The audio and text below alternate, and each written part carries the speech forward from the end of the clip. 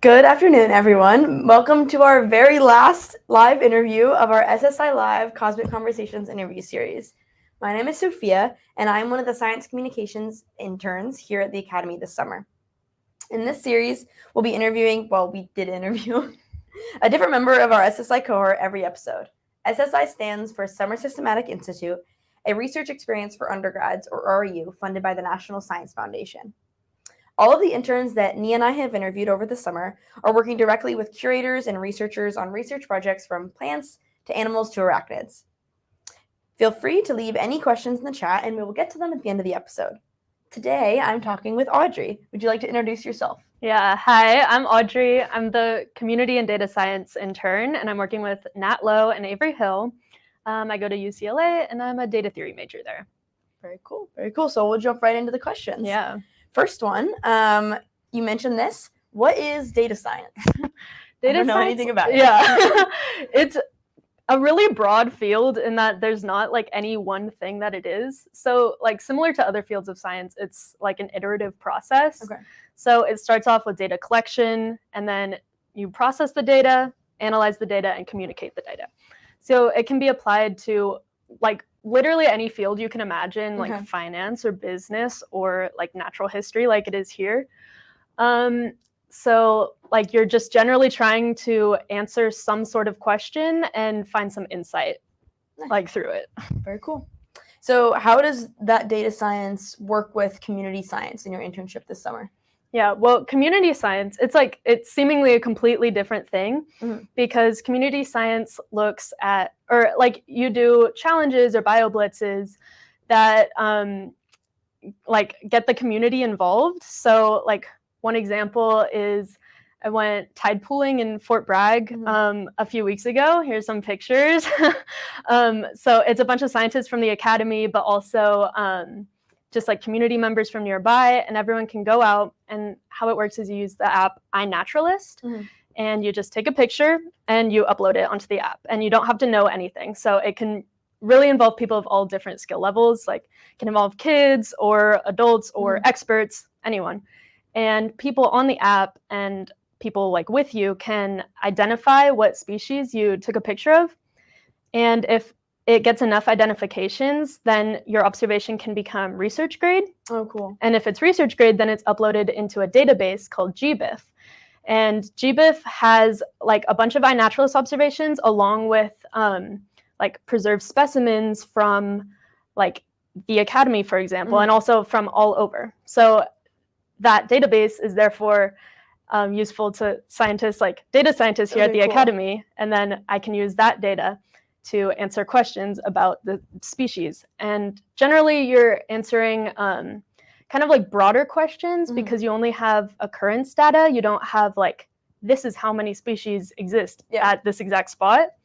You basically just know that this species was seen here. So it does like, it's like a limited sort of like amount of questions that you can ask with it, but it's also very useful in engaging the community and getting people involved and connected to nature and connected to science. Very cool. So it sounds like kind of the community science is like the action of it, and then the data science like makes sense of that kind of? For sure, yeah, Cool. That's definitely how it works. Nice. So can you tell us a little bit more about your summer research project and like how it incorporates those elements? Yeah, so my summer research project started off like extremely broad. It's just like answer some question about biodiversity using like this data from this database GBIF. And so like my mentors were like really adamant about like I can just follow whatever I'm interested in. And that's an interesting part about data science is that you are really just following whatever you're interested in because there's no one thing that data science is. So like I first started out with just being interested in like land use and land management practices and also how that relates to California history and the changes in land use, like in early California history, specifically like with the gold rush in like the mid to late 1800s. So we started looking at like mines and looking at what occurrence data we have from like the 1800s around the mines. And it turns out the mines were often in the northern Sierra Nevada foothills. So then we're looking at the foothills and what data we have there. Mhm. And then we're like seeing that there were occurrences like in reservoirs of like plants and of animals and insects and stuff. So it's like, but that was from before those reservoirs were even constructed. Oh, interesting. So then like the question that like me and my mentors were interested in became like what happened to those species once those reservoirs were constructed? Like how did the species distribution change once like the landscape was completely changed to account for these new settlers in this area? So that's the fun thing about data science is that like that wasn't what I was originally thinking at all, but like you just follow the data and follow what information you have, and then you're able to like discover what is interesting, because we just said, oh, that's crazy that there's species like within the reservoirs. Yeah. So now we're looking at that and trying to find which specific species like tell an interesting story about how that changed. And the conclusions that we're hoping to reach aren't like necessarily super quantitative or like just like within the scope of this project. So we're looking more at finding some sort of qualitative conclusion about like how much a species distribution was changed by the construction of a reservoir in their previous environment. Oh, very cool. So I know that obviously we're wrapping up our internship soon. Have you been able to find any like conclusions or like things that might lead you toward an answer so far, or not yet?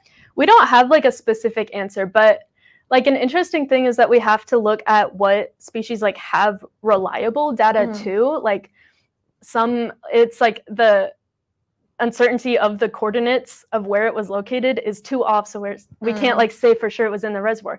So we're looking at which species have the most observations, and like looking at those to follow them because they have like the most reliable data, but that may not necessarily mean that they have the most interesting story for their species distribution.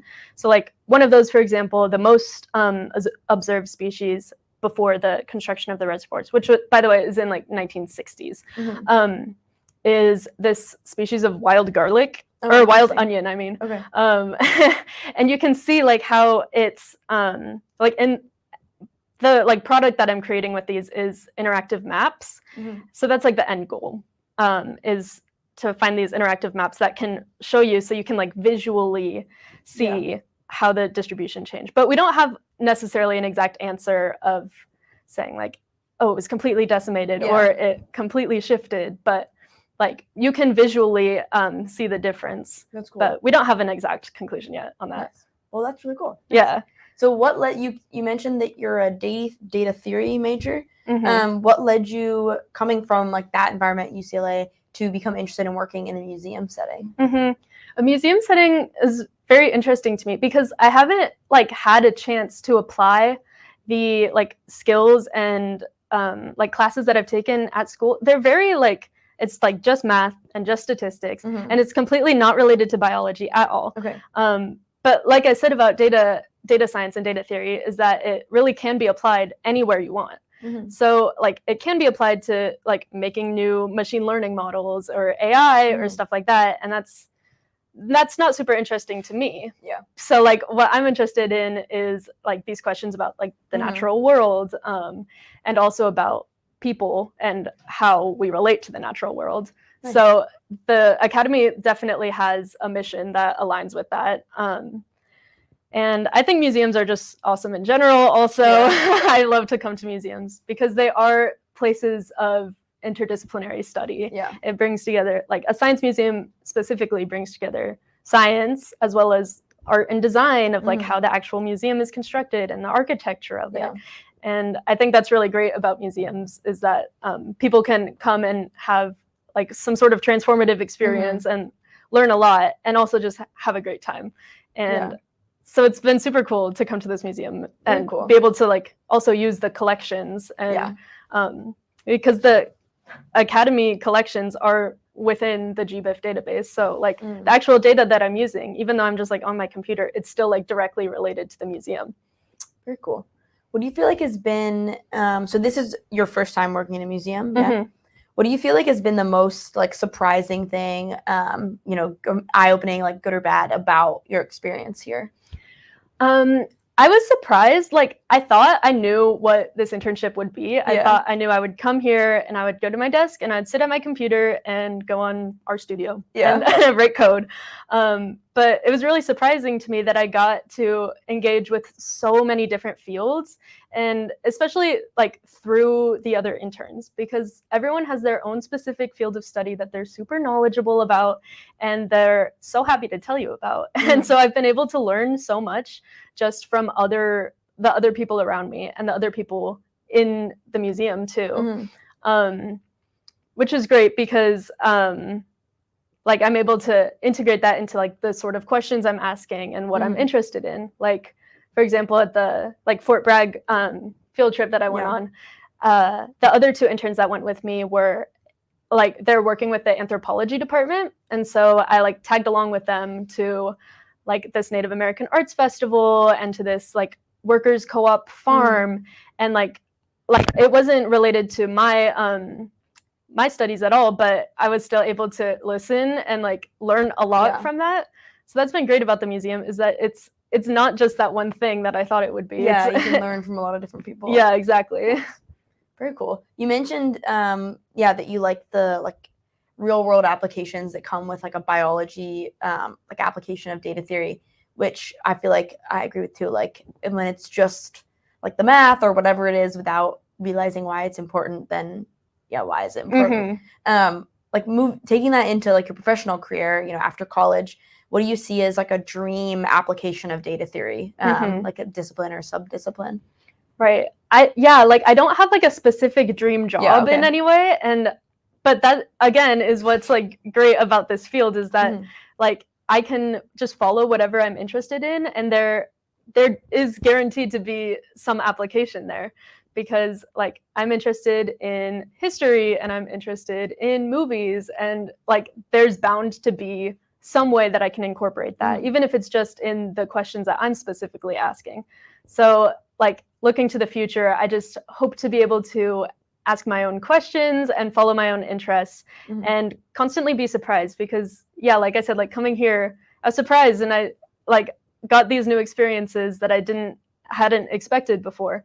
And so I'm hoping for the future that I can also continue to be surprised and continue to, ask these questions that I didn't think I would be asking. Nice.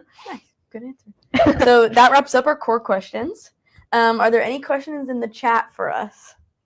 As a matter of fact, there are not.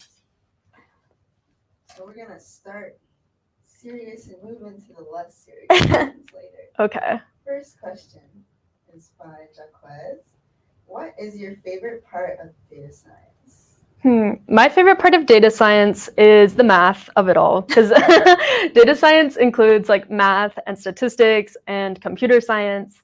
But to my core, what I like the most about it is math, which is like the principled foundation of data science, even though like day to day, what you're doing mostly is like computer science. But the math is really what I like about it the most. Next we have from Julia. What is the best and worst thing about R? Interesting question. I like the user interface of RStudio. I think it's nice because you have like the code that you're writing, you have the console, which is like running the code.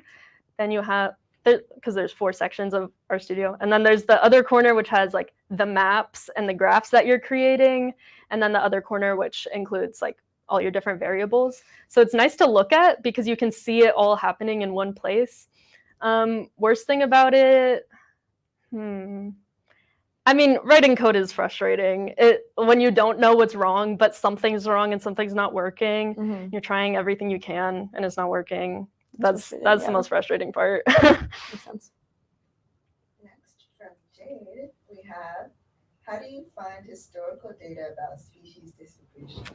Yeah, I mean, it's a process of the Academy and of other museums to digitize all this historical data. Like, I know the botany department is doing that right now. They're digitizing. They're like picture A machine, Yeah, they're like taking all these pictures of historical data, and it's also a community science initiative that they have here at the Academy that you can go online and you can help digitize that historical data. That's cool. And you can like see you just like, it's really easy because anyone can do it, and you just write down like what the code is printed on there and like what the title of all this stuff is. So I don't actually have to put any effort into getting the historical data because it's all then loaded into the GBIF database for me. Then we have, is your goal to stay in California post-grad? Good question. I love California. I'm from Southern California, and now I'm up here in Northern California, and it's all great. And I am born and raised. I have California pride. So most likely, yes, Jacquez, I will be here. You kind of talked about this, but I still wanted to read it. What is your dream job after you graduate? In case you have some more insight for Chantel. Oh, Chantel. Dream job?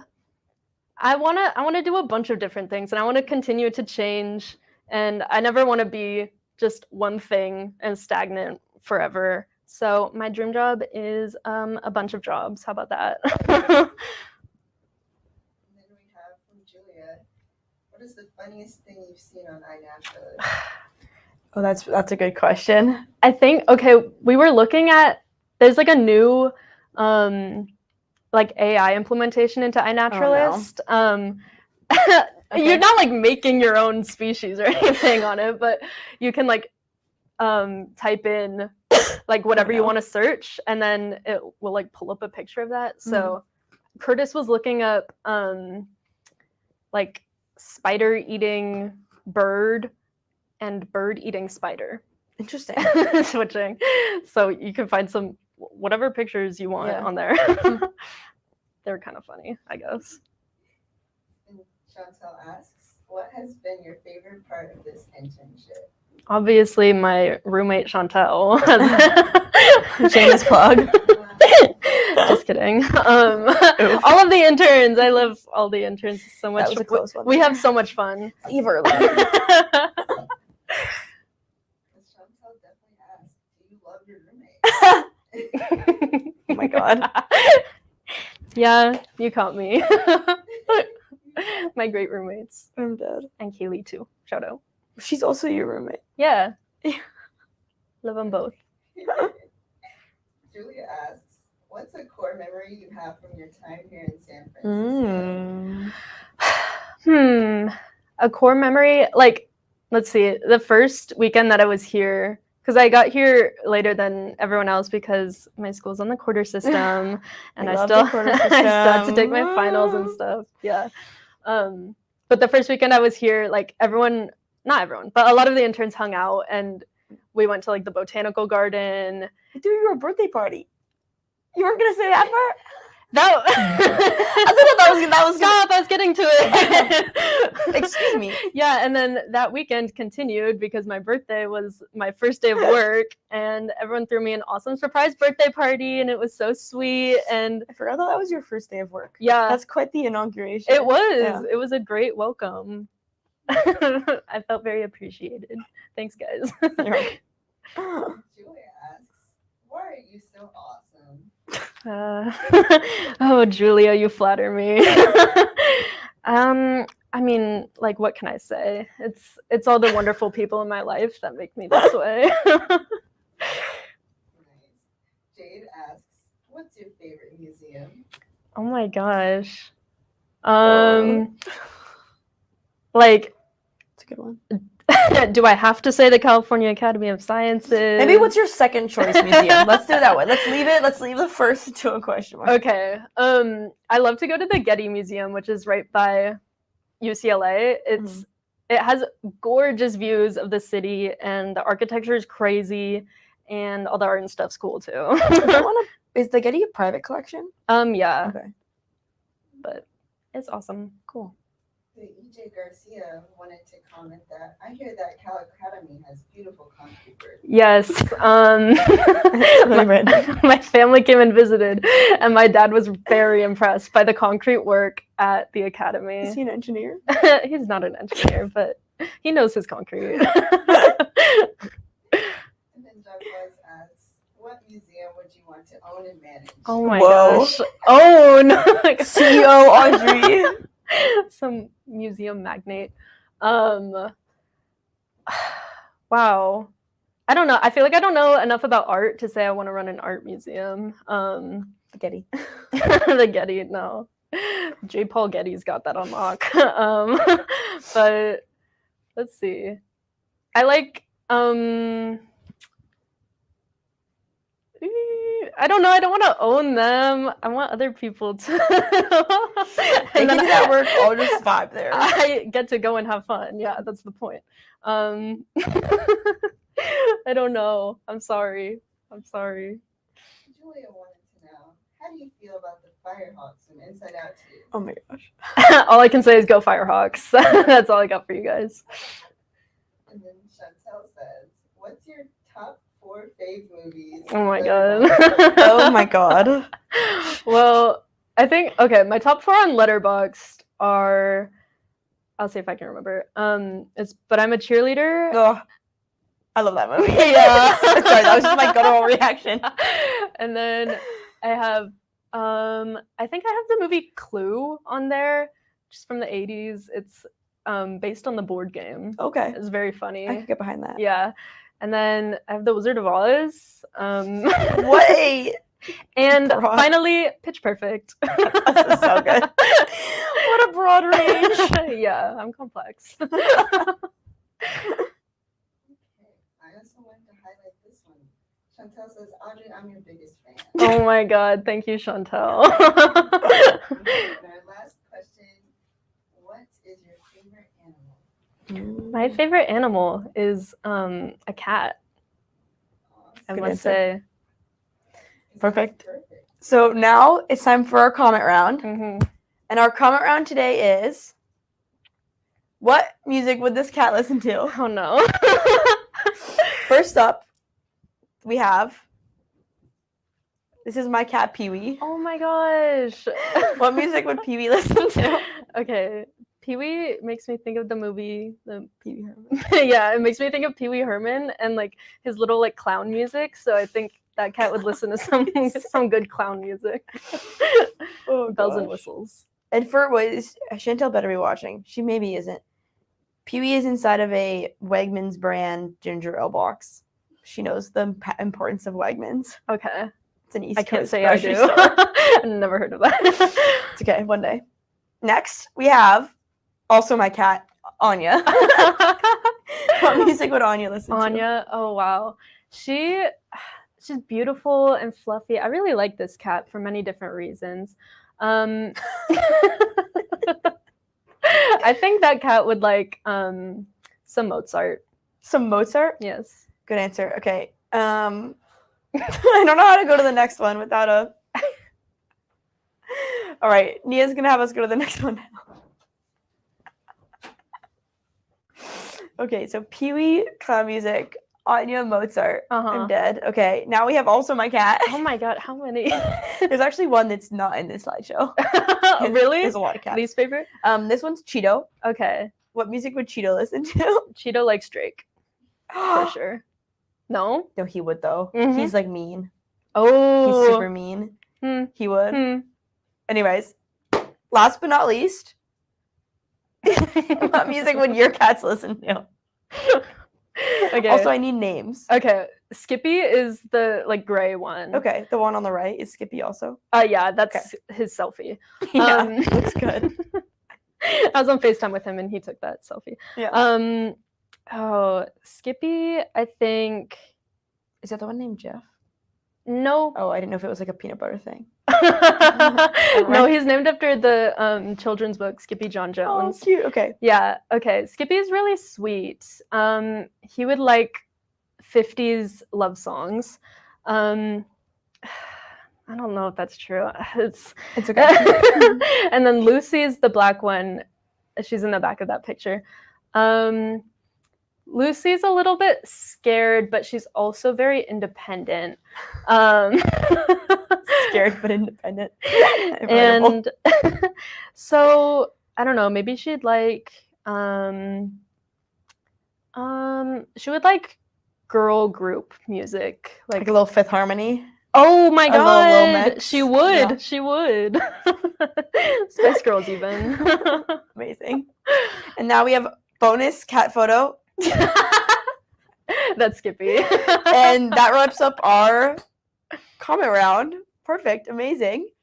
All right. So that's our very, very, very last 15th episode of our Cosmic Conversations live stream series, which makes me very sad. I'm sorry. But it's okay. It'll be okay. But it was also a lot of fun. And what are you doing, Nia? Unplug that. Surprise for Yeah, we have a surprise at the end of the very last episode.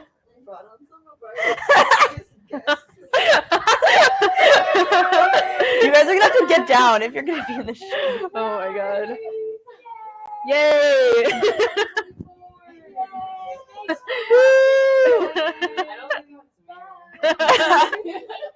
All right, thank you, guests. Thank you, guests. All right, thank you, Audrey. And as usual, everyone check out our Instagram, social media, and thank you for watching. Bye.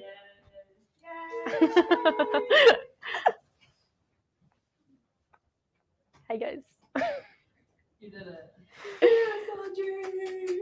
You guys still on camera?